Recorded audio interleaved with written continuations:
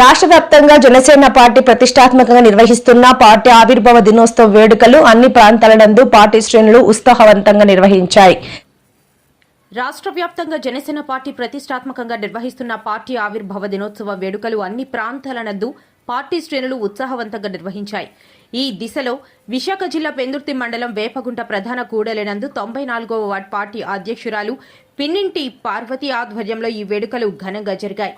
ఈ వేడుకలకు ముఖ్య అతిథులుగా corporator Ushasri, marketing director Gontina Haima, Varudhini తదితరులు హాజరై నూతనంగా ఏర్పాటు చేసిన పార్టీ పతాకాన్ని లాంఛనంగా ఆవిష్కరించి ప్రత్యేకంగా తయారు చేసిన కేక్ను కట్ చేసి అందరికీ అందించారు. ఈ సందర్భంగా వారు మీడియాతో మాట్లాడుతూ ఎన్నో ఉన్నత ఆశయాలతో తమ నాయకుడు పవన్ కళ్యాణ్ స్థాపించిన జనసేన పార్టీ రాష్ట్రాన్ని అభివృద్ధి పదంలో నడిపిస్తుందని పేర్కొన్నారు.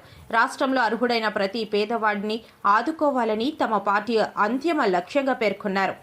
కార్యక్రమంలో జనసేన వీర మహిళలు లత, మంజు, రాణి, కవిత, జన సైనికులు తనకల శ్రీనివాసరావు, జుత్తాడ శ్రీనివాసరావు, మోటూరు చైతన్య, నరేంద్ర, నాగార్జున, వట్టి రమేష్, గంగిరెడ్ల రాంబాబు, మోహన్ కుమార్, సానాతి దేవుడు, రాపర్తి కృష్ణమోహన్ తదితరులు పాల్గొన్నారు.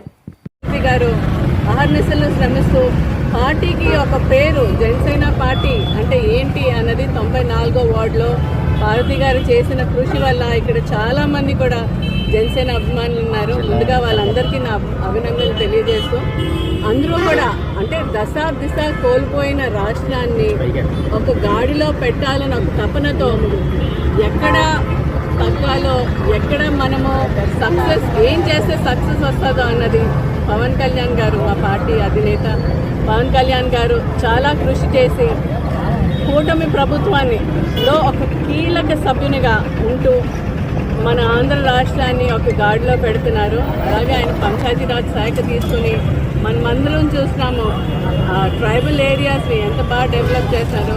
ఒక డోలీ రహిత గిరిజన గ్రామాలని స్థాపించాలని, అక్కడ గిరిజన ప్రజలకి ఒక వెలుగును తీసుకురావాలని అహర్నిశలు శ్రమిస్తున్నారు. ఆయన వెంట మేము ఎప్పుడూ ఉంటామని తెలియజేస్తూ సెలవు తీసుకున్నాం. వాటిలో ఈరోజు మేము ఇక్కడ ఒక జెండా ఆవిష్కరణ చేయడం జరుగుతుంది.